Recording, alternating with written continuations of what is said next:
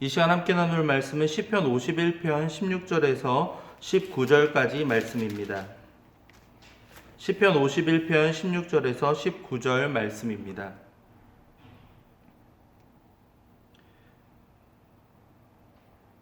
구약성경 839면에 나옵니다.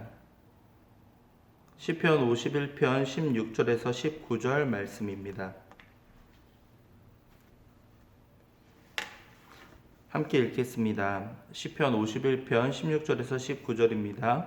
주께서는 제사를 기뻐하지 아니하시나니 그렇지 아니하면 내가 드렸을 것이라. 주는 번제를 기뻐하지 아니하시나이다. 하나님께서 구하시는 제사는 상한 심령이라. 하나님이여 상하고 통회하는 마음을 주께서 멸시하지 아니하시리이다. 주의 은택으로 시온에 선을 행하시고 예루살렘 성을 쌓으소서. 그때 주께서 의로운 제사와 번제와 온전한 번제를 기뻐하시리니 그때 그들이 수소를 주의 제단에 드리리이다.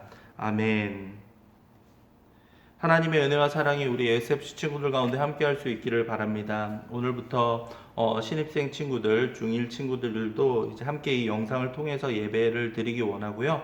우리 친구들이 아직까지 우리가 함께 만날 수는 없지만 이 영상을 통해서 SFC의 분위기와 그리고 우리가 어떻게 예배를 드려왔는지를 함께 공유하고 나눌 수 있으면 좋겠습니다. 오늘 말씀은 시편 말씀이고요. 우리가 잘 익숙하지는 않지만 상하고 통회하는 마음이라는 제목으로 함께 말씀을 나누고자 합니다. 여러분 혹시 리플리 증후군이라고 들어보셨습니까? 리플리 증후군은 1950년대 소설 재능 있는 리플리 씨라는 그 책 제목에서 유래가 되었는데요. 이 리플리 증후군은 허구의 세계를 진실로 믿고 거짓된 말과 행동을 상습적으로 반복하는 반사회적인 성격 장애이다 라고 보시면 되겠습니다. 그래서 리플리 효과 혹은 리플리 병이다 라고 그렇게 말할 수가 있는데요. 거짓이 탄로날까봐 불안해하는 단순한 거짓말쟁이와는 달리 그 자신이 말하는 것이 완전한 진리다 라고 그렇게 믿고 그것을 이야기하는 사람이라고 합니다.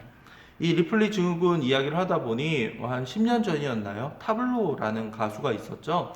그 가수가 미국의 유명한 대학을 나왔는데 그것이 진짜가 아니다라고 계속 주장하는 글이 올라오기 시작했고 그것이 많은 사람들의 호응을 받으면서 이 가수 한 명이 위기에 처하게 됩니다. 그러자 그가 졸업 사진과 증명서 이런 것까지 다 보여주면서 나는 이 학교를 졸업했고 공부를 한 것이 맞다라고 했지만 끝까지 그것을 주장했던 처음 사람은 그것이 변조되었고 위조된 것이며 그것이 진실이 아니다라고 끝까지 자신의 주장을 굽히지 않았던 모습들을 보았습니다. 왜 그럴까? 무언가 자신이 믿고 신뢰하고 그런 것들이 진짜일 거라는 강한 신념에 사로잡혀서 주변에 다른 객관적으로 그것을 바라볼 수 있는 그러한 거름장치, 안전장치들이 다 사라져버리는 안타까운 모습이라고 볼 수 있겠습니다. 괜찮은 것처럼 그것이 진짜인 것처럼 이렇게 하지만 그것은 결국에는 다른 사람에게 엄청난 아픔과 피해를 줄 수 있는 너무나도 안타까운 모습이었겠죠. 그런데 우리도 어쩌면 하나님 앞에서 이와 비슷한 모습들이 드러날 수 있습니다. 내가 지금 예배를 드리고 있고 또 교회에 나왔었고 여러 상황들을 생각하면서 나는 하나님 앞에서 괜찮은 신앙을 가지고 있고 신앙생활을 내가 잘하고 있다라고 우리는 종종 착각을 할 수가 있습니다. 내 예배 일주일에 한 번 예배를 꼭 드리고 있으니까 물론 너무나도 귀하고 이 예배를 통해서 여러분들이 하나님을 만나는 시간은 세상 무엇과도 바꿀 수 없는 소중한 시간입니다.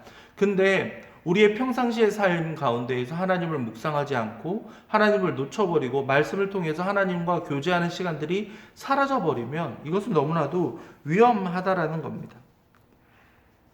성경에서는 오늘 말씀에서 16절에서는 이렇게 말하고 있습니다. 주께서는 제사를 기뻐하지 아니하시나니 그렇지 아니하면 내가 드렸을 것이라. 주는 번제를 기뻐하지 아니하시나이다. 근데 이것을 잘못 생각하면 하나님이 제사를 기뻐하지 않으신다. 오늘날로 바꿔서 얘기하면 하나님이 예배를 기쁘게 받지 않으신다라고 착각할 수가 있는데요. 그것이 원래 어떤 의미를 가지고 있는지 17절에 나와 있습니다. 하나님께서 구하시는 제사는 무엇이라고요? 상한 심령이라. 하나님이여 상하고 통회하는 마음을 주께서 멸시하지 아니하시리이다. 두 가지가 나옵니다. 상한 마음 그리고 통회하는 심령이 반드시 있어야 된다라는 그러한 말씀입니다. 우리가 예배를 드릴 때 상한 마음과 통회하는 심령이 있어야 된다라고 말하고 있는데요.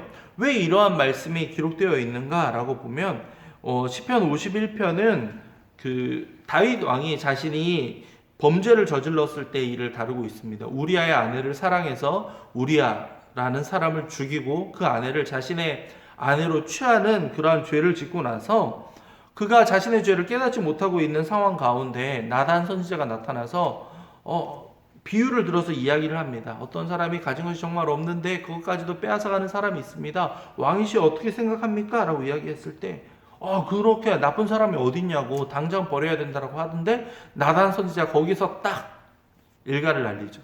바로 그것이 당신입니다. 라고 말이죠. 그러자 이 말을 듣고 이 다윗 왕이 통회하는 마음, 상한 마음으로 주님 앞에 나아가는 겁니다. 내가 정말 잘못했습니다. 내가 죄를 지었습니다. 라고 자신의 죄를 회개하고 하나님이 아니면 내가 이곳에서 나아갈 수가 없습니다. 라고 하는 것. 하나님이 나를 용서해 주시지 않으면 저는 도저히 이렇게 예배의 자리로 하나님 앞에 기도의 자리로 나아갈 수 없습니다. 라고 말하는 것. 그것이 바로 상한 마음 그리고 회개하며 통회하는 마음이다. 라고 말하고 있습니다. 상한 심령을 기다리고 계시는 바로 하나님의 모습. 그렇습니다. 여러분들이 이 예배 시간을 통하여서 하나님을 만나고 인격적으로 교제하며 여러분들의 잘못을 하나님께 솔직히 아뢰고 그리고 하나님의 도우심이 아니면 하나님의 구원하심이 아니면 우리가 견딜 수 없는 존재라고 우리는 하나님 앞에서 인정하고 주님 앞에 겸손히 나아갈 수 있어야 하겠죠. 이것이 바로 통회하는 마음 그리고 상한 심령의 마음이다라는 겁니다. 하나님이 아니면 나는 아무런 가능성도 없습니다. 구제불능입니다. 주님 제발 저를 도와주세요 라고 그런 마음으로 이 예배에 함께 참여하고 있는 것, 그것이 바로 하나님께서 원하시는 진정한 예배자의 모습이다 라고 오늘 말씀은 우리에게 분명히 알려주고 있습니다. 하나님이 예배 자체를 기뻐하지 않으신다라는 것은 오해입니다. 그런 것이 아니라 가식적으로 형식적으로 어쩔 수 없이 하나님을 만나고 또 부모님의 여러 가지 눈초리와 아니면 무언가 막 일어날 것 같은 불안한 마음으로 인하여서 이 예배를 드리는 것이 아니라 정말 하나님, 제가 하나님 없이는 제가 살아갈 수 없는 연약하고 힘이 없는 존재입니다. 주님, 제가 지난주에도 이렇게 쓰러지고 어이없는 죄를 저질렀는데 주님 제발 용서해 주세요 라고 진심으로 여러분이 이 자리에 참여할 때 하나님은 여러분의 그 예배를 기쁘게 받으신다라는 사실을 기억해 주시기 바랍니다. 잠언 28장 13절도 이렇게 말합니다. 자기의 죄를 숨기는 자는 형통하지 못하나 죄를 자복하고 버리는 자는 불쌍히 여김을 받으리라. 불쌍히 여김을 받다. 성경에서는 긍휼히 여기다라는 표현들이 많이 나오는데요. 불쌍히 여긴다와 같은 의미예요. 하나님이 우리를 불쌍히 여겨주시지 않으면 우리는 살아갈 수 없는 존재예요. 하나님 앞에서는 우리는 한없이 작아지고 불쌍해져도 괜찮습니다. 왜냐하면요, 하나님이 우리의 아버지가 되시기 때문이에요. 부모님 앞에서 우리가 숨길 것이 있나요? 물론 여러 가지 있죠. 부끄러운 죄나 여러 가지 막 그 돈을 막 그 성적표를 그런 여러 가지 생각이 들겠지만 우리 하나님 앞에서는 숨길 수도 없고 숨기려고 해서도 안 되는 겁니다. 하나님께 여러분의 진심으로 하나님 앞에 진심으로 여러분들이 나아갈 수 있기를 바랍니다. 여러분이 진심으로 나아갈 때 하나님께서 여러분을 진심으로 받아주십니다. 하나님은 인격체이십니다. 여러분이 진심으로 이 자리에 참여하는지 아니면 어쩔 수 없이 형식적으로 오는지 하나님은 단박에 아세요. 그렇기 때문에 여러분들 이 시간을 정말 하나님이 아니면 저는 살아갈 수 없습니다. 나의 상한 심령을 받아주세요. 통회하는 마음을 주님 받아주세요 라고 간절하게 하나님의 회복을 구하며 하나님의 도우심을 구하며 나아갈 수 있는 여러분이 되기를 바랍니다. 이 시간에 여러분들 가장 중요한 것은 여러분의 진정성이 담긴 마음입니다. 하나님을 꼭 만나겠습니다. 이 말씀을 통하여 하나님과 깊은 관계를 더욱더 회복해 가겠습니다. 여러분 이렇게 기도해 주시고요. 새 학기가 시작되었죠. 새로운 선생님, 새로운 학생 친구들 그리고 이러한 과정 가운데에서 주님 함께 해주시고 도와주세요. 여러분 이렇게 기도할 수 있어야 하겠습니다. 이번 주에 또 중2 친구들이 등교를 하고 다음 주에 중3 친구들 등교하고 또 여러 가지 고등학생들도 여러 가지 상황들이 있어가지고 등교를 하면서 새로운 상황 가운데 처해질 텐데요. 그 가운데에서 하나님 누군가를 만나고 또한 무언가를 알아가고 하는 과정 가운데에서 하나님의 도우심이 함께할 수 있도록 인도해 주세요. 여러분들 이렇게 꼭 기도해 주시기 바랍니다. 말씀을 생각하며 함께 기도하겠습니다. 사랑과 은혜가 풍성하신 하나님 아버지, 우리 SFC 친구들 이 시간 예배 자리로 나아갈 때 상한 마음, 통회하는 마음으로 주님 앞에 나아갑니다. 주님이 아니면 우리가 견딜 수 없는 연약한 존재임을 기억하며 하나님의 도우심을 구하며 하나님의 동행하심을 구하며 나아갈 때 주님께서 우리를 불쌍히 여겨주시며 우리를 다시 한번 하나님의 품으로 이끌어가 주시옵소서.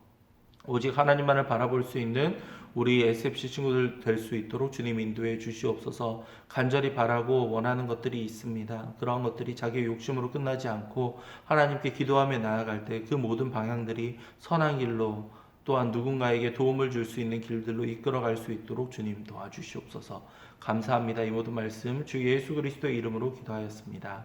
아멘. 하나님의 복을 받습니다. 주 예수 그리스도의 은혜와 하나님의 사랑과 성령의 교통하심이 이 예배 시간에 또한 진지한 마음으로 하나님을 만나기 원하는 마음으로 참여하는 모든 SFC 친구들 위해 지금으로부터 영원까지 함께 있을지어다. 아멘. SFC 예배를 마칩니다. 모두 수고 많았습니다. 코로나 1단계, 1.5단계 정도로 내려가기 전까지 우리가 아마 이 자리에서 예배 드리기는 힘들 것 같고요. 그 전까지는 이 영상을 통해서 모두 이렇게 예배를 드려주기 바랍니다. 어느덧 이제 처음 막 또 SFC 와서 또 만났던 친구들이 막 이렇게 우리들이 고3이 되고 초등부에 정말 어리다라고 느껴졌던 친구들이 우리 SFC가 돼서 중1로 올라온 친구들이 많네요. 여러분들 그 친구들 어제 카톡을 통해서 환영 인사를 했었는데요. 같이 격려해 주시고 잘 적응해 갈 수 있도록 여러분들 신경 써 주기 바랍니다. 모두 수고 많았습니다. SFC 예배를 마칩니다.